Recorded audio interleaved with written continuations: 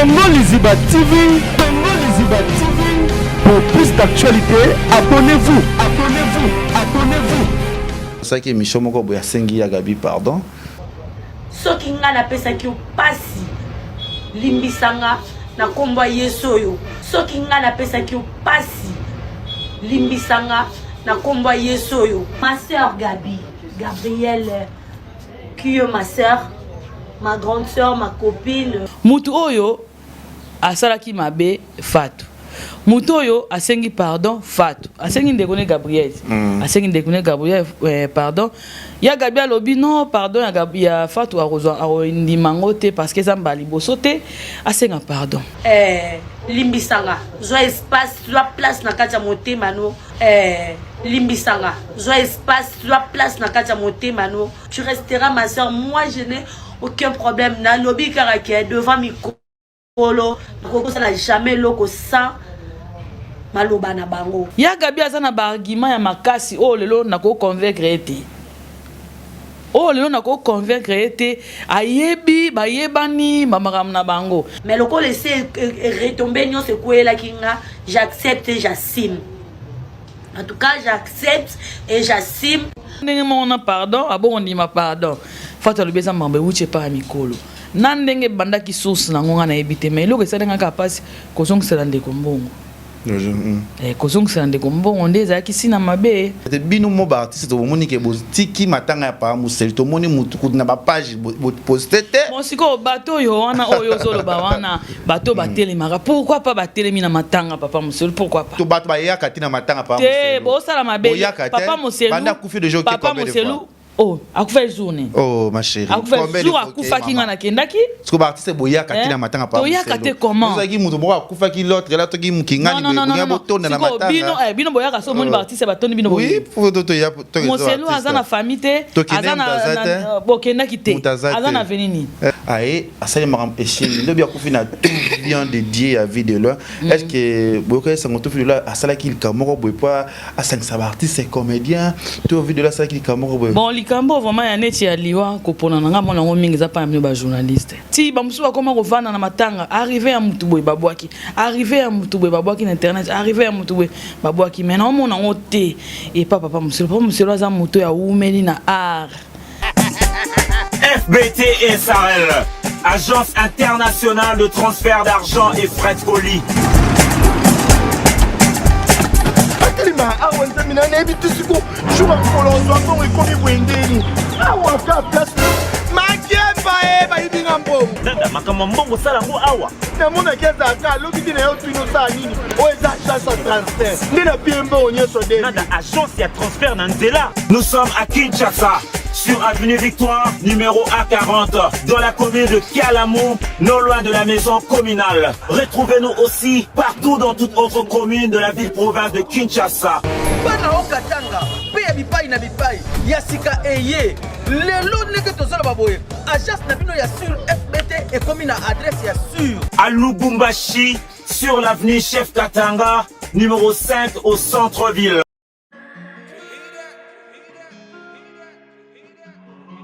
Désormais en Ngaliema, la modernité a un nom. Salle polyvalente Exodus. Ngaliema a désormais une référence, une identité. Vous désirez passer vos séjours inoubliables dans un cadre luxueux où l'on vous traite comme un roi? Une seule adresse. Salle polyvalente Exodus vous offre des appartements sur mesure, climatisés, propres et un personnel qualifié pour de fêtes inoubliables, des cérémonies professionnelles et rendre un dernier hommage mérité et digne. Exodus met à votre disposition 2 grandes salles respectant le Nord. Une seule adresse, au numéro 1000 sur la route de Matadi, commune de Ngaliema. À Matongué, la magie d'organiser un mariage de rêve s'appelle Exodus. Exodus vous offre 2 grandes salles de fête pour vos cérémonies inoubliables. On ne triche pas dans l'art. Devenir musicien professionnel à Kinshasa est désormais possible. Plus question d'aller enregistrer en Europe. Exodus vous apporte la solution. Un studio d'enregistrement professionnel au standard international. Une salle de répétition où tout y est. À Matongé, retrouvez Exodus au numéro 10A, avenue Ikelemba, commune de Kalamou. Contact plus 243 81 91 51 440. Exodus, toujours rendre réel vos rêves, vos rêves, vos rêves. Ba vérité. Voilà, bonjour, bonsoir, Nabiso ya Congo, Liziba TV, aussi que les TV, Batotou, Bolinga Rabiso, Botal Rabiso partout dans le monde entier, Bolinga ka émission Nabiso, le Besarabino, ba vérité, o Bosepela Ranango, Bolinga ka artiste Nabino, ba les Kanakati émission Nabiso, plus on va évoluer aussi, tout ça peut aussi évaluation, ya Biso ya ba filmer tout ça la peine avec TV, tout ça peut m'embébéler, tout le blaga toujours à la chaîne Nabiso ya Congo, Liziba TV, aussi que les TV officiel où il y a les chaînes Nabiso. Le toza awa to banana na CG ya biso ya Congo Liziba TV autour le bas plus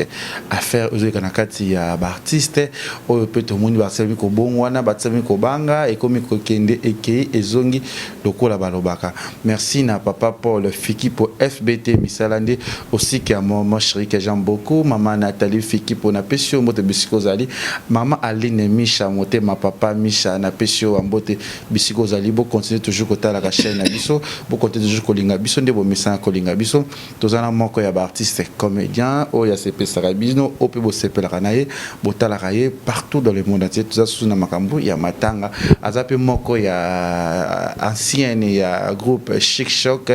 Loyenge, ou autour sur la plus affaire Yango, il y a Papa Mousselou, autre côté Kabiso, trop sur la Nabi qui va te baroka, va te mingi surtout, et pas il y a groupe sans souci. Mais trop sur la paix, trop sur la paix, il y a plus de réconciliation. Pena Mambouya, pardon, aux autres Kanakatia, Makambu, Nabiso Oyo. Bonjour Viviane. Bonjour Leki. Mes condoléances. Merci pareillement. Biso sto ba artiste auto kufeli tunto ba Papa Mousselou oyatiki biso wazaki azalaki pour akufi na artiste de mer jamais de balobi artiste et comédien oyakufi azaki ko jouer toujours na groupe ya ndeko na biso papa na biso Ngadia di Ngadios aussi que tu à travers ça peut pas vie de loin si je me trompe pas akufi siko on n'a pas vu de loin pas vie de loin tout vient de dire na tout vient de dire azaki ko ala qui artiste ya vie de loin bientôt sur nano tozungi na mukili kambo ya faire nano ya liwa ya Papa Mousselou azali kobela to boyeba kabela ka to zaki na ndenge nini koyoka pena songa maladi na yo ki on kala mingi te na ki on kala mingi te na monika bo ezaki jour to zaki na tournage awa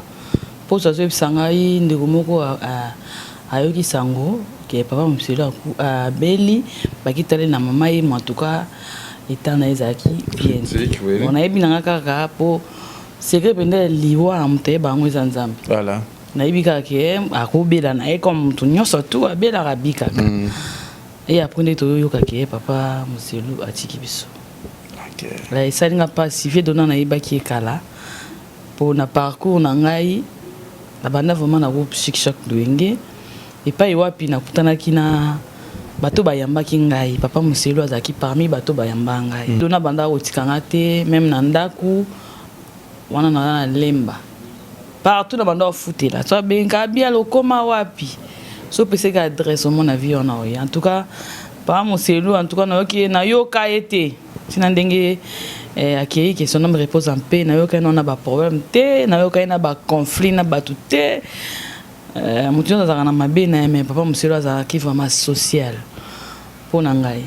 voilà alaki social pour nayo le quoi de lobby mais le je pense que bino trop les artistes et comédiens le quoi la bokoma na habitude moro que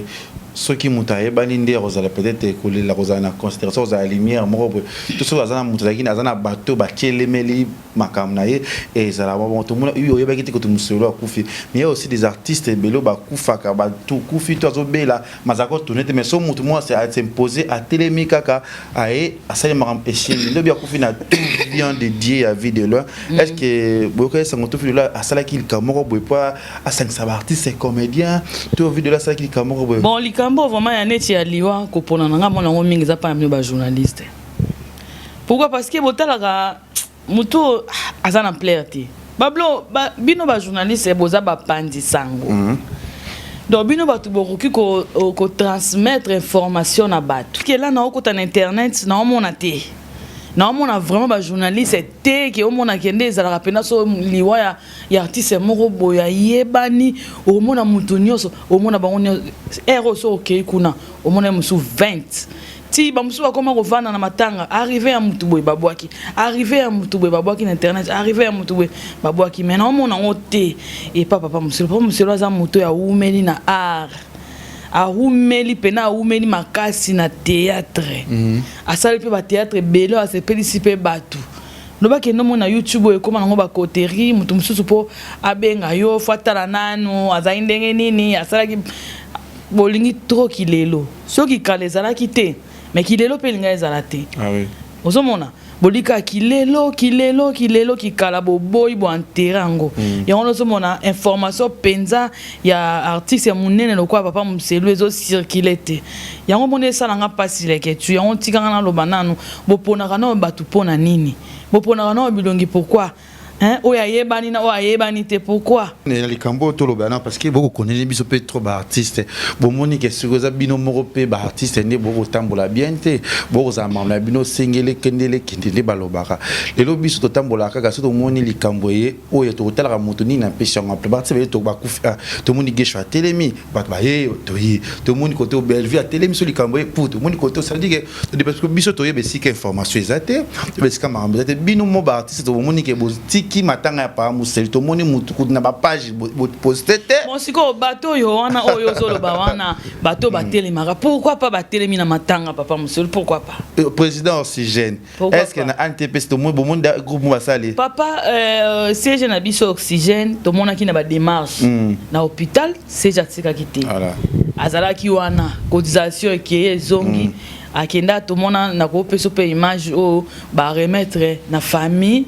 enveloppe ou kaki pour na biso ba artiste to mona ngi na bilili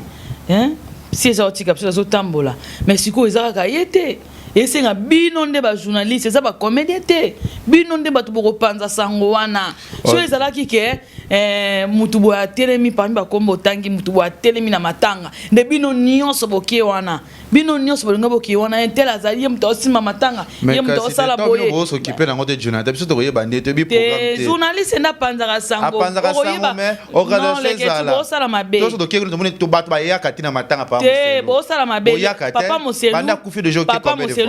oh akufa journée oh ma chérie akufa jour akufa kinga na kendaki parce que ba artiste boya katina matanga pa to ya kate comment vous aki muto bo akufa ki l'autre là to ki mukingani boya botonda na matanga bino bino boya ka so moni ba artiste batondi bino boya oui pour to ya to Muselu azana famille te azana bokendaki te azana venini moni ana venini ma ouais bozo sa ma azana venini loba siko ya sali ata réunion te bino nde ba journaliste bo mabe ba chronique te bino nde ba journaliste bo bopona bilongi oya okende groupe ezali ba groupe ezali ya maladi kuta ezali ya nini ezali ya maladi ya ngone bongwani ya c'est pas bien changer ona Muselu aza mutu akala umeli na bosa mabe video la salini na makambo video bosa mabe sikone holo mamba video awa omoni ke so yaki na matango lingo mona video la zolela chaque jour so yaki na matango lingo mona seko yaki na hotel video la za wana zola mkawana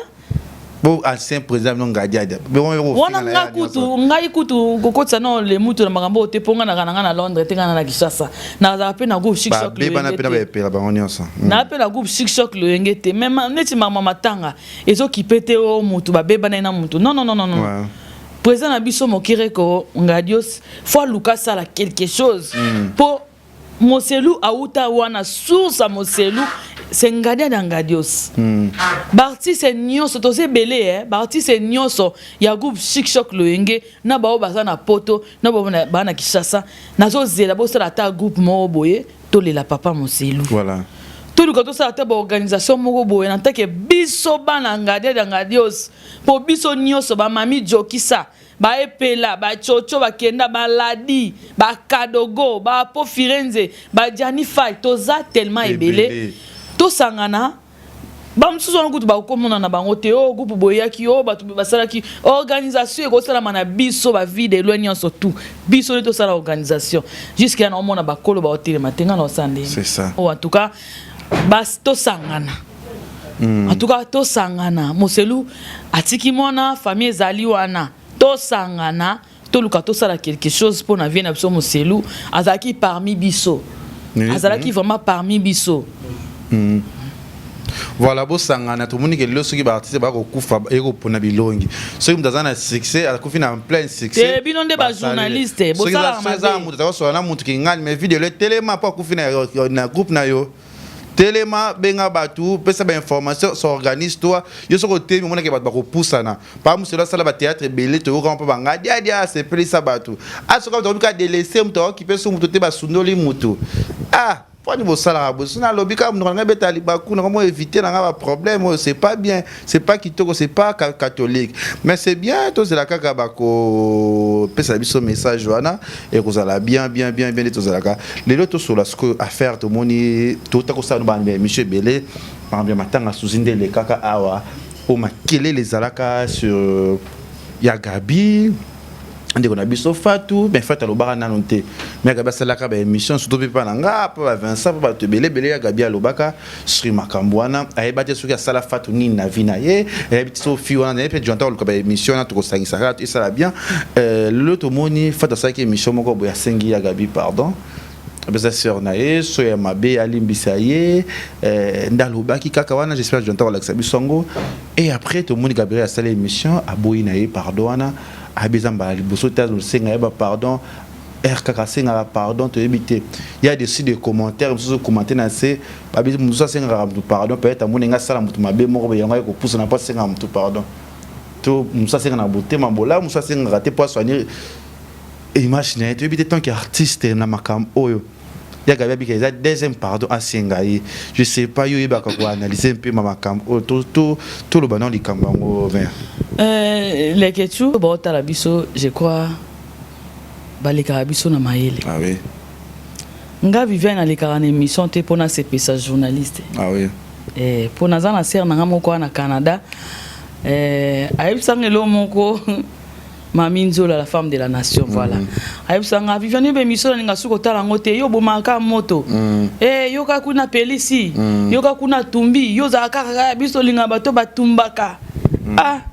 Ngabido somme de cette émission à lobby normal ba tala ngote. Abi so la monika ke titre vivait na tala te po yo bomaka moto. Menga na za na te pona CPS journaliste. To na za na te pona pelisa moto tous les deux côtés. Non. Mutu oyo asalaki mabe Fatou. Mutoyo asengi pardon Fatou. Asengi ndekone Gabriel. Asengi ndekone Gabriel pardon. Ya Gabi alobi non pardon ya Gabi ya Fatou arozwa ndimangote parce que zamba liboso te asenga pardon. Eza ko engager ba mi balé. Ozomona na mutoyo a recevoir pardon. Na mutoyo asengi. Bon bel ba yebiti. Ba yebani ba pardon. Moni pardon monsieur Zalaga. Bon, limbisanga ye na pardon mususu en tout cas sur na saki mabe limbisanga ba pardon monsieur uta na motema e beta ndeko facile la musu ndeko mona ki pardon on dirait kaka ya bongo message ka ko senga pardon wana siko eza ko engager kaka bango mibale ozomona pongo na kolo balelo ya Gabi en tout cas Fatou azande ko na yo asengi pardon limbisai ya Gabi azana ba argument ya makasi lelo na ko convaincre ete lelo na ko convaincre ete ayebi bayebani mamakam na bango epe koto na epsi na ko bisa pe Fatou senga ya Gabi pardon bo akosa pe sambla na miso batu ba mona ke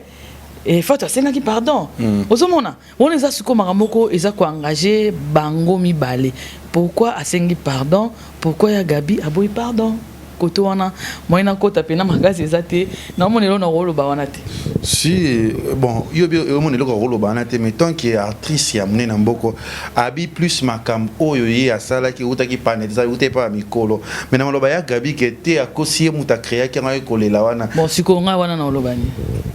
nga place wana le kechu na biso na olobani tant mona ka fata zong sala Gabriel Mbongo et tant qu'actrice aux aura béton sur la photo te nga babilo wana kota ngote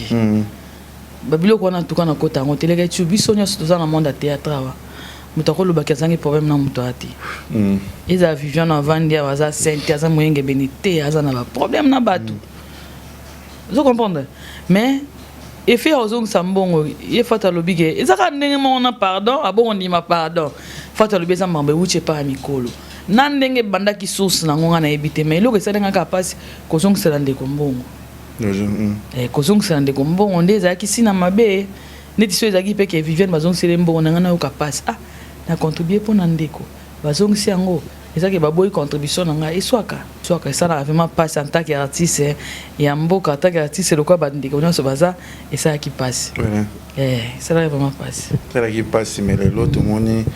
est-ce que komona pardon ya Fatou wana na visage na ye na elobeli na ye euta na fond ya motema na ye to asenga pardon parce que amoni sur 100% 80% mokili équipe à Gabriel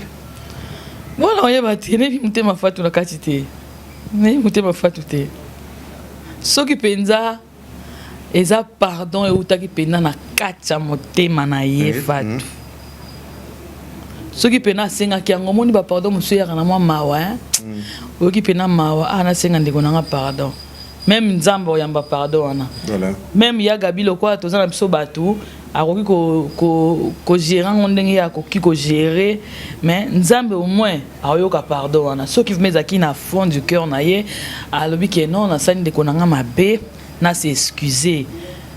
nzambe nde moto oyamba pardon wana pa nzambe nde moto oyamba façon monaki eza pardon vrai ou pardon ngapi na natali yango te leketu émission Fatou asalaki en tout cas na yango tozotie lezoleka wana vraiment avant ndaki azoloba na ye mpenza yango wana soki nga napesaki yo pasi limbisanga na kombo ya Yesu oyo soki nga napesaki yo pasi limbisanga na kombo ya Yesu oyo ma sœur Gabrielle qui est ma sœur ma grande sœur ma copine